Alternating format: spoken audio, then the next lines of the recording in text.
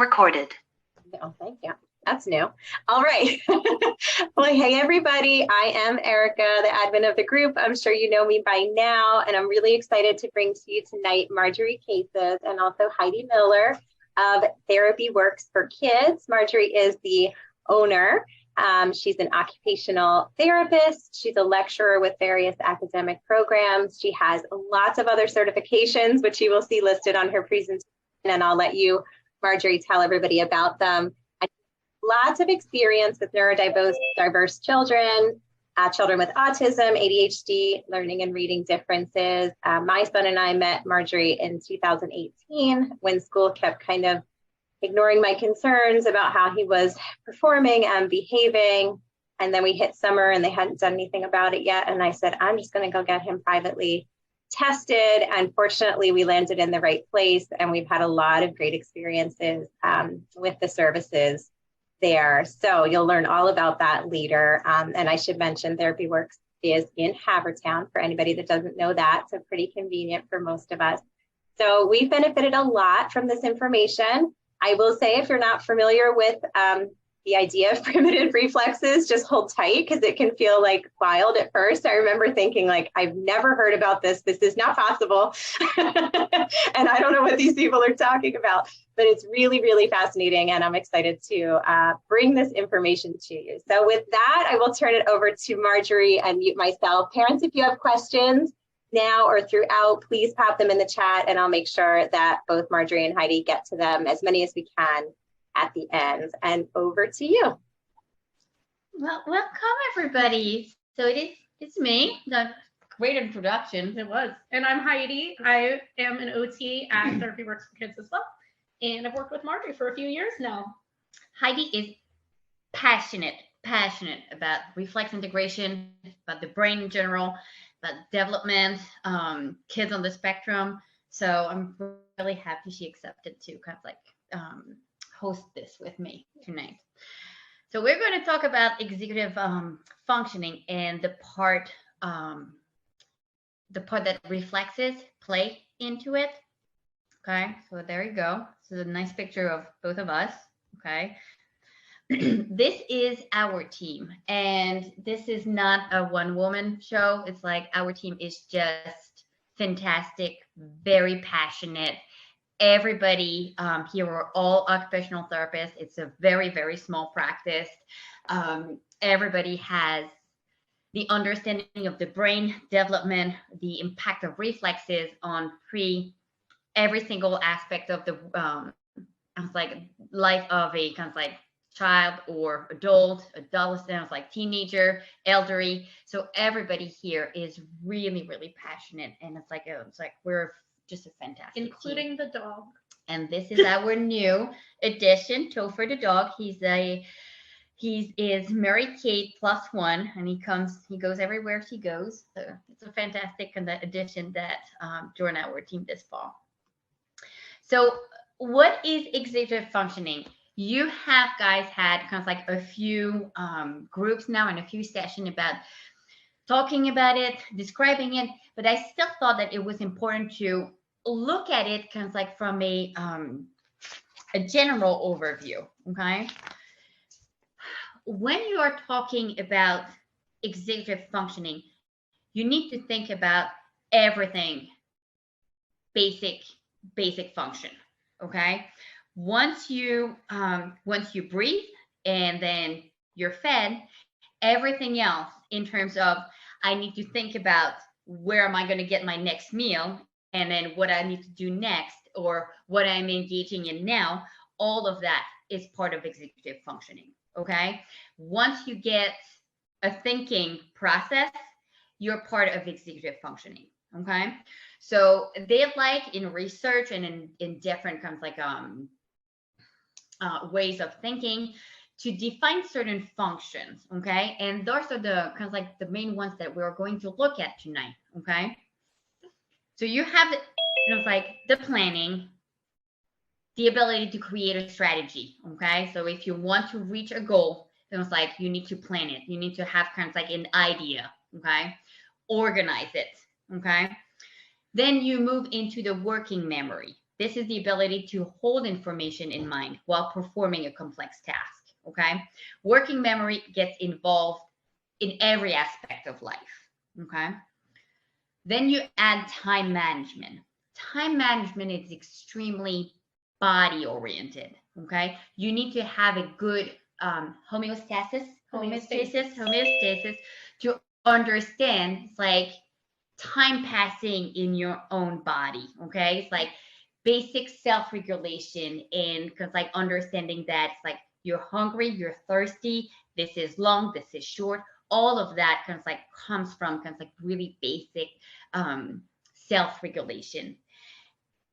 And a big thing that is often left to the side is all that like that concept of metacognition. Okay, metacognition. Yeah, metacognition is kind of that self-reflection, being able to take a step back and look at what you are doing and how you're behaving. What are your emotions right now? And what does that mean? So that's a really high level skill that often is skipped over in a lot of executive function. Evaluation, intervention, when you're looking at, like an individual that is not functioning, okay? Sometimes it's really that capacity to have self-reflection. And then it's like we jump into kind of like the response inhibition, the capacity to think before acting, the capacity to actually kind of like put the brakes on, think about it, think if it's a good idea or a bad idea, and then pursue with the plan, okay? And then you have task initiation. They're very important, and a lot of time you don't have them as part of your school neuropsych eval or it's like executive functioning evaluation. But a lot of kids and individuals, they will have a great ideation, they will have great planning, they will have it's like good working memory, but they lack the capacity to actually initiate it. So then kind of like they stall in the so task. you're looking at this kid and they're like, I want to do an obstacle course, and they're setting something up, and they just, when they get to it, it's kind of like, well, now what are you going to do? And they're just stuck. Sustained attention, okay? This becomes quite complex, and we're not going to go into it too much tonight, but you have it's like auditory attention, visual attention, different part of capacity to sustain your attention through different tasks and multi-sensory processing, okay? So sustained attention becomes really, really complex, but it's really the capacity to attend to the situation or the task despite distraction, despite fatigue, despite boredom, okay? So I know this is not my favorite things to read, but I will read the, like the 2 paragraphs. That's my favorite task to do, but I will unload the dishwasher, and it's like maintain my attention through the task. Emotional control, it's a big one, and also this is another one that is not often looked at in terms of all its component and how much it actually contributes to challenges in the whole capacity to function at home, at school, in the community, okay? But it's the ability to manage your emotion. It's your ability to have an appropriate emotional response to the situation. The capacity to actually regroup after falling apart or after having an argument. It's like being able to keep things contained in a way that makes sense for the situation. It is not always an emergency. Sometimes it's just not, it's just I don't like it. And then you need to actually control your responses, your emotion in an appropriate manner that actually fits the situation. Flexibility. And this is also kind of like another big one, okay, that actually has other building blocks to it, but it's the ability to revise a plan. And then when I say a plan, it does not have to be just a physical plan, but sometimes it is kind of like friends changing their minds, friends, bringing up a new idea. So you have to actually have the capacity to be flexible, taking that plan, being able to actually be okay with that plan, see how it would work with your own plan, okay? And then not fall into kind of like emotional outburst. Goal-directed persistence, the capacity to be motivated to follow through the completion of the goal, and not kind of like divert with other demands and interest, okay? Being able to see this is where I am going, and then this is where I will go, and it's like this is where I am right now, and I'm going to keep going because this is the end, the finish line I'm going for, okay? Another one, I was going to say, and lastly is praxis. This is another part of executive functioning that is also often left, like to the side, but you can't access working memory. You can't access sustained attention. You can't access emotional control if you don't have good praxis. Praxis is really the ability to conceptualize a plan. It's like it's kind of like it's the whole container for us in terms of understanding executive functioning. Okay, being able to conceptualize a plan, organize a plan, put the plan into action, and then really get your body to go through that plan. So it's really the connection between the mind, the body, and the environment. Okay, it looks good on paper. Now I can put this in action with my own body. I know what to do. I know the force to use. I know the sequence of muscle contractions that I need to use. I know how to use the feedback and how to use the feed forward. And if you don't have praxis, you don't have a container for your executive functioning skills. Marjorie, can I interrupt you? Can I interrupt you guys for 1 second? There's a note in the chat from a mom that they can't see the slide the whole time. It keeps popping in and out. So I just want to ask everybody else, can everyone else let us know? Are you seeing the slides the whole time that Marjorie and Heidi are chatting? I don't know, Jennifer, if that's just an issue on your screen or if it's an issue for everyone. So I just want to make sure before we go any farther. All right, Zoe can see them. Thank you, Zoe. I can see them. Jennifer, can you try up in the very right corner of your screen, if you put your mouse, your cursor up there, do you see something that says view? And if you click it and go to the very bottom, full screen, is that, all right, everybody else can see it. So I think it's a Jennifer issue. I'll talk to her in the chat and see if we can figure it out. You guys keep going. Thank you. All right, what I was just going to say in terms of praxis is, for parents, what I like to say is it is the body's understanding of executive function. So as Marjorie said, you're going through all these processes, but it is your body's innate understanding of how to do it. So it sets the foundation for executive function. Signs of executive functioning disorder. Yeah. You're non-functioning. It's like, and then we get this a lot. It's you're functioning on paper, or you're functioning in a like small environment, or you're functioning sometimes. Sometimes you can pay attention. Sometimes you can do it. Sometimes you can't. Okay. But in the big picture, again, understand that executive functioning is everything that doesn't have to do with, it's like basic homeostasis. Okay. Scattered or disorganized thoughts, can't stick or have difficulty remembering routines. The kids where you have your firstborn that does the routine beautifully. It's like every night it's just a nice little kind of like it just flows. You tell him, go brush your teeth. He brushes his teeth. He takes his bath. He gets his, gets his PJs on. And then you have your second one where it goes like, what? You never told me. Maybe brush my teeth. Where does that come from? It's like, even though they're doing it every day, and it's like it never stuck. Correct. Okay.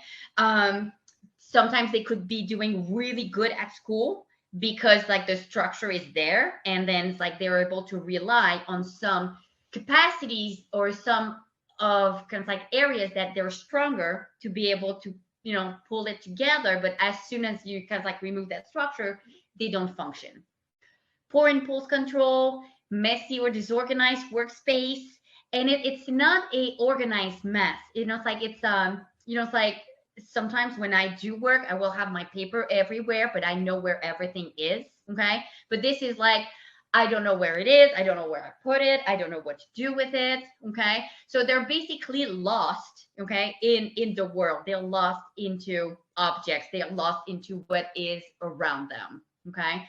Difficulty completing homework assignment, doing things in a timely manner, losing items. Okay. It goes in kind of like hand in hand with completing things in a timely manner. Okay. Not understanding time and space, being lost in space, being lost. That's like, yeah, it was within the same hour that I had my water bottle, that I was thirsty, that, it's like I needed to go back with my water bottle. Okay.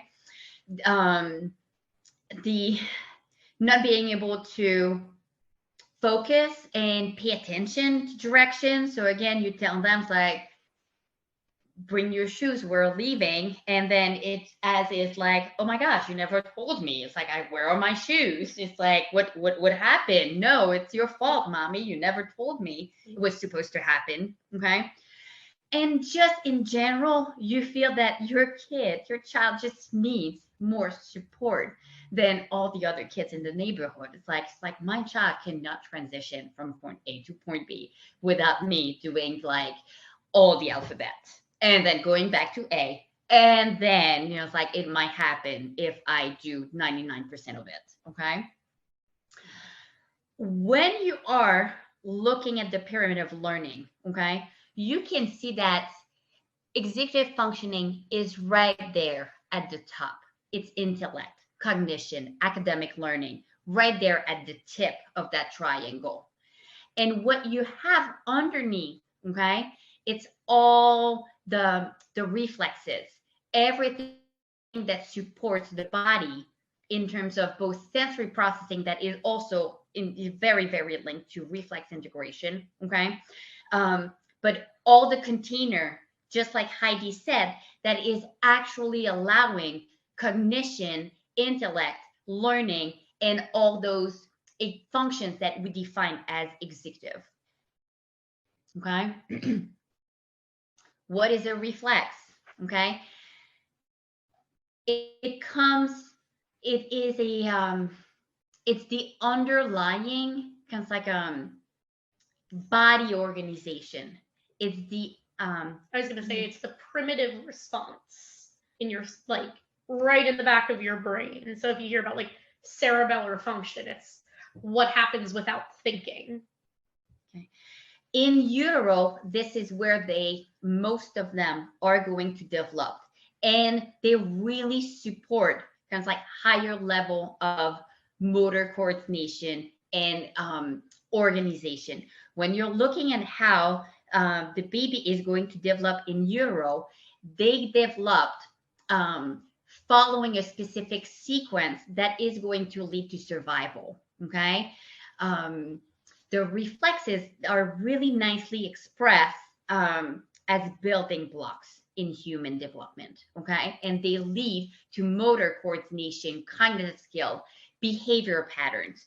And if you remember the pyramid, okay, you can't, even if you have uncompromised executive functioning, if your foundation is not there, the body will not allow access to that skill. Reflex integration is when specific reflexes naturally fade into the background of our nervous system because they are no longer necessary. Okay. We're going to talk about that a little bit later, but think about it as one of the reflex is the grasp reflex, where once you get a stimulation on the hand, you get a grasp response. It is necessary developmentally. Once the system has learned kind of like higher level of functions and can actually utilize this reflex in a more matured, fluid, flexible way, it gets kicks in the background. But it is still, the system still can access it. Think about yourself in the subway. You're holding the pole. It's like you're the last one in. It's like to make the train, and then it's like the train suddenly stops. What you're gonna do is that you're gonna have a body reaction. The hand is just gonna, it's like naturally grasp the pole in that reflective pattern. You didn't think about it. It just happened. You lost your balance.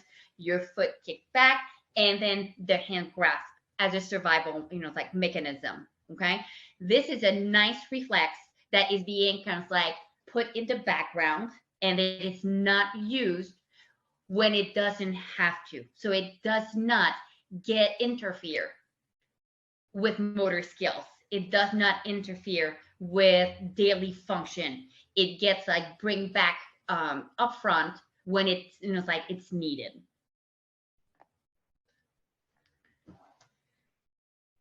When reflexes are unintegrated, individual can't access the part of the brain which affect control of executive function.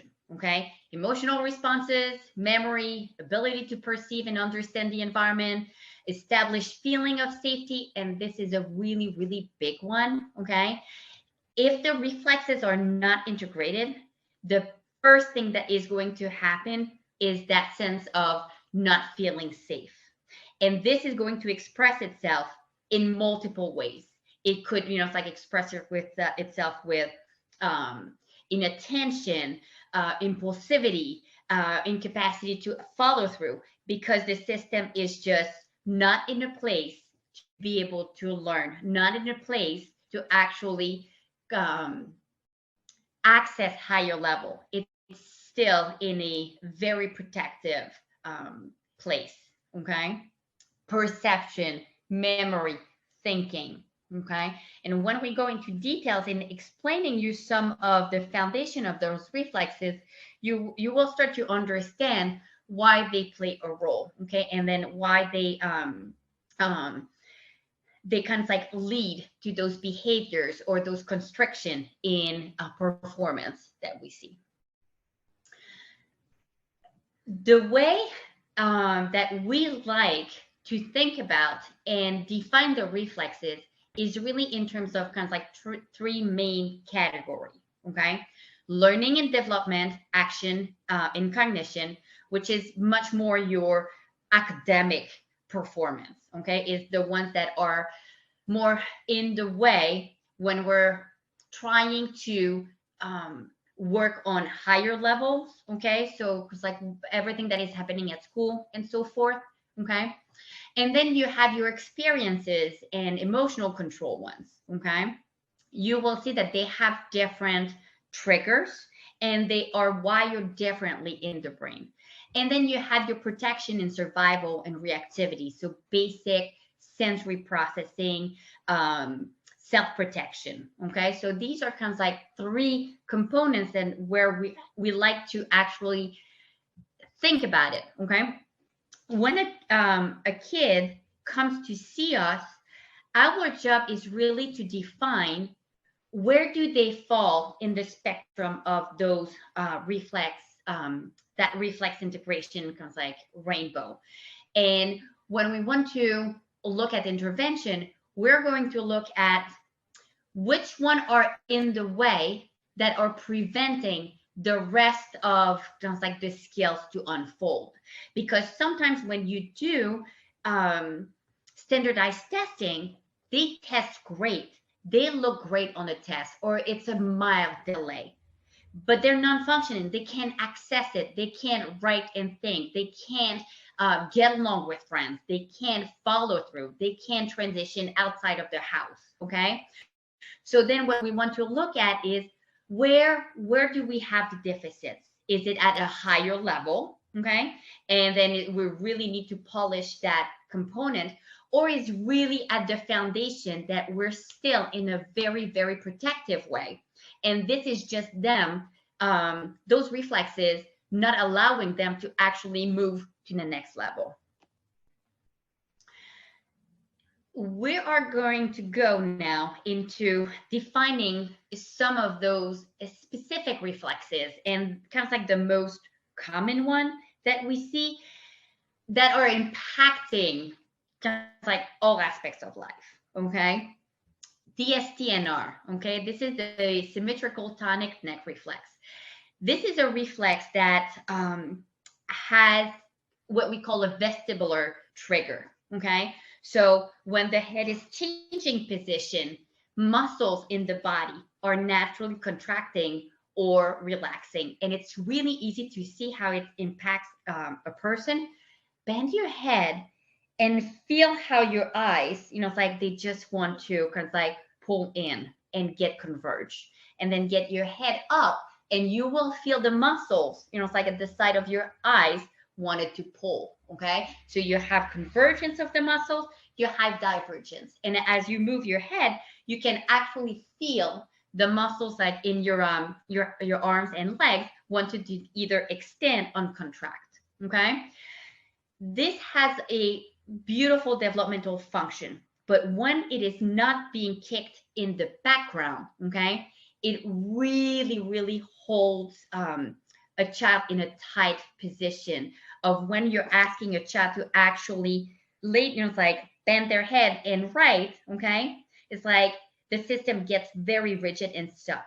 And then they have to keep writing and then look up at the blackboard and trying to process what's happening from the teacher. But their hands don't want to do this. Their hands now wants to go and contract. Okay. So yes, you can work over it. Okay.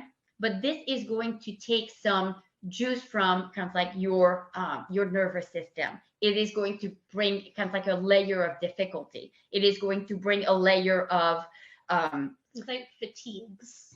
And it might be fatiguing. It might be pulling from attention because you have to now pay attention and do an override. Like, oh, now I have to put my arm out to keep writing instead of focusing on listening to what's happening or seeing what's happening.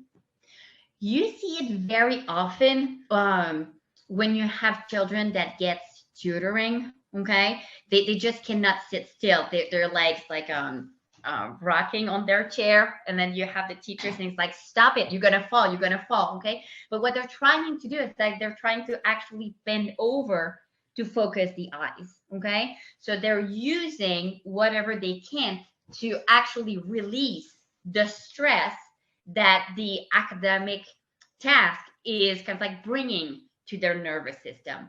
And then it's like you beautifully see it in the first picture of like you're all slouched. Okay, because if you want to bend the arms, the legs need to extend. Okay, it's just a anatomical response. If your reflex is not integrated, you bend your arms, the legs needs to extend, and then you're like, now I can focus on reading. Okay. And in the second picture, you can see the kid that's trying to override the reflex by wrapping his legs around the bottom of the chair to force his legs out of extension. So this is something you see pretty frequently with kids sitting at a desk. Their legs are all wrapped around, and it's them trying to force themselves out of this STNR pattern. So you guys had another lecture in terms of vision with Dr. Thier from True Vision, and you can really see how kind of like when you're looking at visual ocular motor challenges, okay, how they're also beautifully paired with unintegrated reflexes, and then how the system is not going to want to use both eyes together, okay, if the reflex is unintegrated, because it is too hard. Or if you can do it, you cannot do it well, or you cannot do it over time, or you cannot do it all the time. Okay, so this STNR has a pretty big impact on all aspects of life, especially in terms of learning.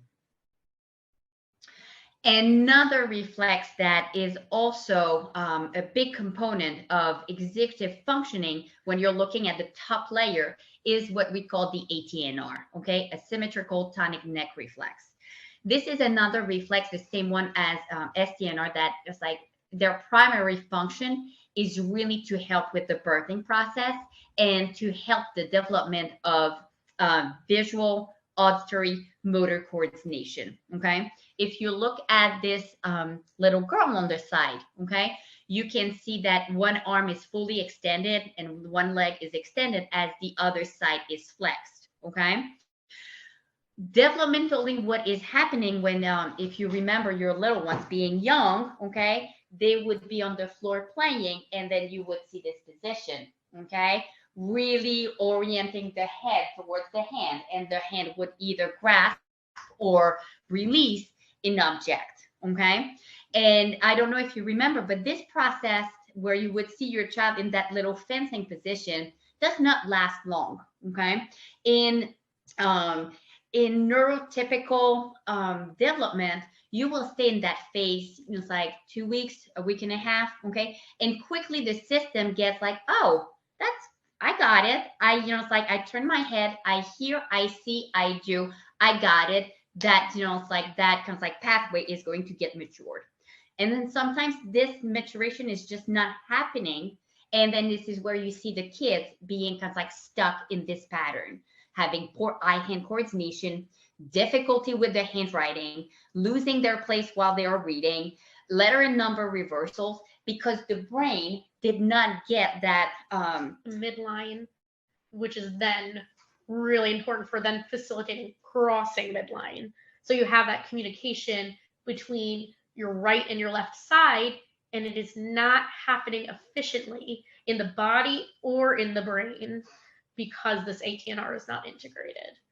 So by not having it, you don't know what is a right side and then what is a left side, or you're extremely stuck in it, and then it's like everything is a right side.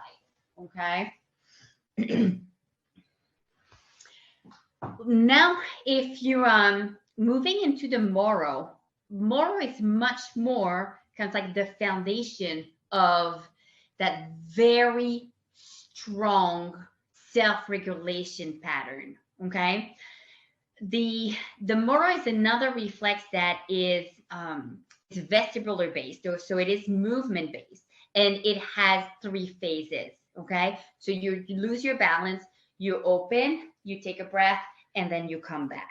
Okay, it's a huge regulator, and it's also, depending on the model that you're looking at, okay, you can have this kind of like mashed up with your startle reflex, okay, of where kind of like you startle and then it's like, oh, that's just you, okay, let's just move on. Or you startle and then you just stay there, it's like, oh, and you just stay in that state for an extended period of time. And when we're talking extended period of time, it could be just 45 seconds, it's like a minute and a half. But this minute and a half creates a lot of release in hormones, stress hormones in the body that keeps you elevated, okay? Where the body thinks that, oh my God, that was a big thing. It was a car crash. No, it was just Lucy bumping into you, okay? So once you have this Moro that doesn't go into an appropriate response of reacting, like acknowledging and let it go, you get stuck in that place. Poor balance, fear of taking risk, difficulty understanding boundaries, anxiety, extremely timid, not trusting yourself, not trusting others, being always it's like on the edge. I was thinking a kid that's super alert all the time, like something's always about to happen. Or you have your kid that any movement of their head is going to totally throw them off for the next few minutes and send them into like decreased self-regulation in general. Correct. And sometimes it will present itself as being very oppositional. Okay, well, I don't want to do it. It's like, well, that's a bad idea. Well, I'm not doing this. Okay. So where it's like, no, they're not transitioning. They're not moving from kind of like plan A to plan B without having kind of like putting the brakes. Okay. It's because the system cannot take the change. Their system cannot understand moving from a plane. It's like, okay, I embrace the change. It's like, and then I go. Okay. So the moral is a big, big component of the self-regulation reflexes that have a tremendous impact on executive functioning, because you're not going to be flexible if you're not in a safe place. You're not going to want to actually process, and you're not going to encode the information. Information is not going to go into your working memory, because it's like you're not into remembering facts right now. You're into surviving. So you're not in the moment. You're back then when that thing kind of freaked you out. Yes. The bonding is another reflex that we like to talk about and we like to look at in terms of that component in terms of metacognition and self-reflection that we talked about earlier. Okay, when you're talking about the bonding reflex, it's really the sense of self. It's really feeling good about yourself, even if you have self-regulation challenges, even if you have motor planning, or if you have fine motor, gross motor. Okay, some kids, despite those challenges, they have great bonding. They feel like, yep, you know what? I feel good. I'm great. I am me. I am love, and I love the world. I cannot, it's like find my jacket, but I love myself, and it's like I am great. Okay. It's really, you see it in those kids who try to compliment them and they cannot take it. They cannot receive a compliment that's too much. Or if you ask them, tell me something you like about yourself. I don't know.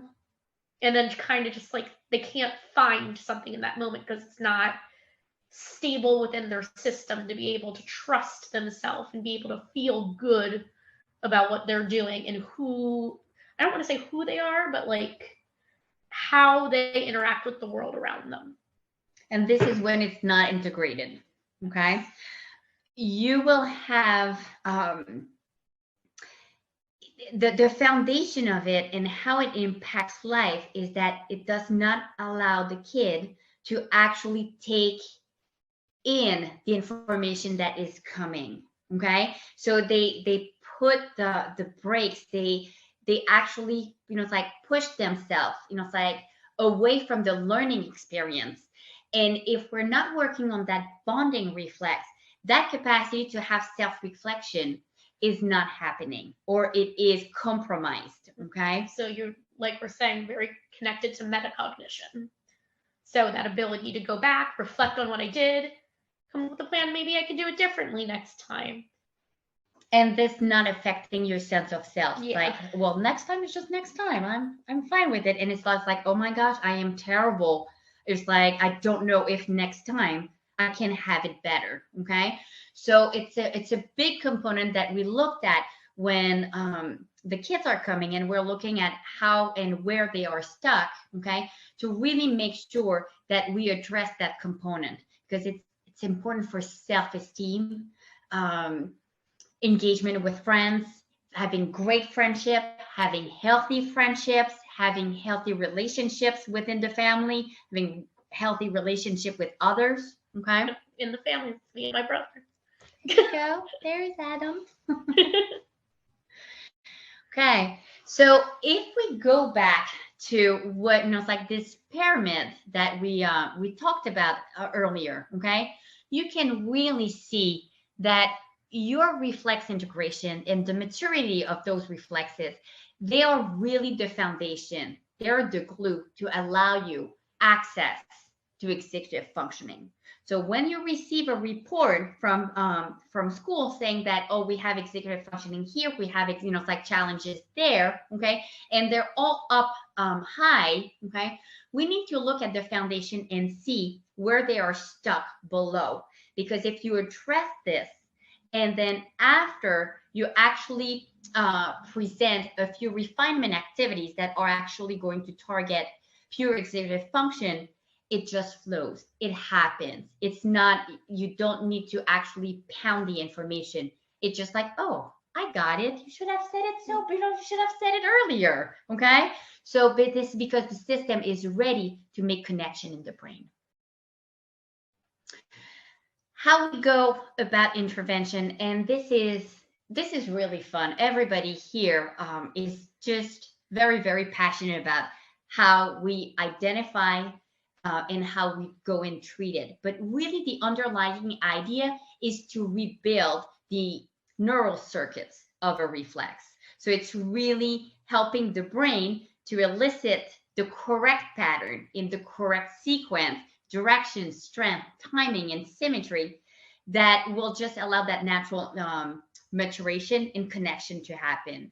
Remember at the beginning, I was saying like a baby, an infant stuck in this position, you will see it 3, 4, 5 days, a week, 2 weeks, and then you're never going to have another picture with them stuck in this position because the system's like, yeah, I got it. And now I'm moving on to the next level. Okay. So this is what we want to do when we're looking at integrating those reflexes. And in the big picture, what we want is not to have an integrated reflex on paper.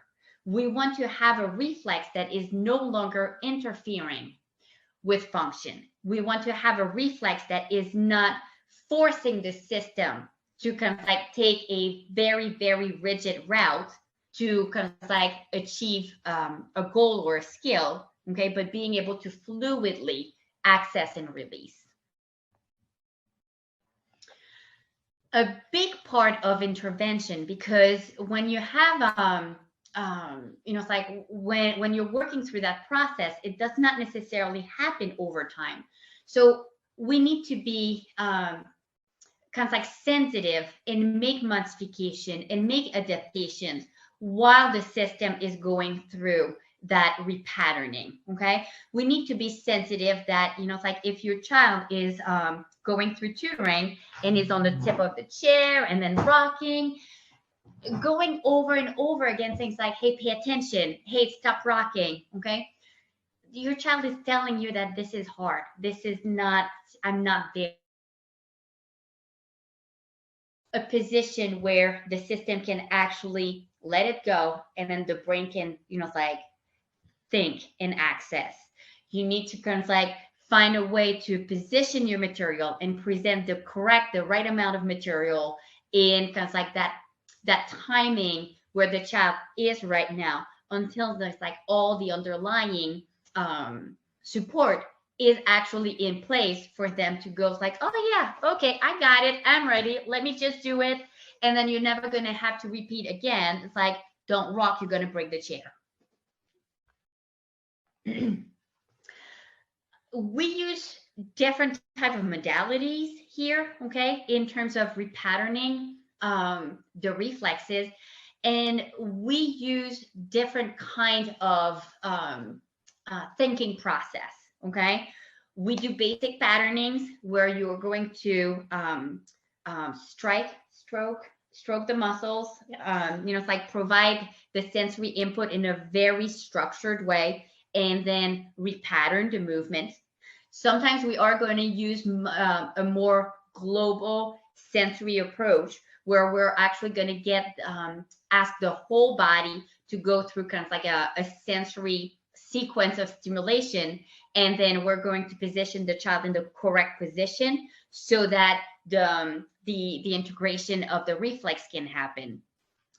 Sometimes we are going to use other type of modalities. Okay, sound-based therapy, tomatis, is absolutely amazing to actually put the system in a place where it just wants to change. It just wants to let go. Okay, so we're often going to use this in conjuncture of pure reflex integration to just get the system to move through the sequence faster. Okay, we're sometimes going to use what we call interactive metronome to actually, once the system and the reflexes are like in a place that it's good enough that they're not stuck in there, to actually allow the system to go in and out of it using kind of like that timing modality, and really stressing the system with multi-sensory input.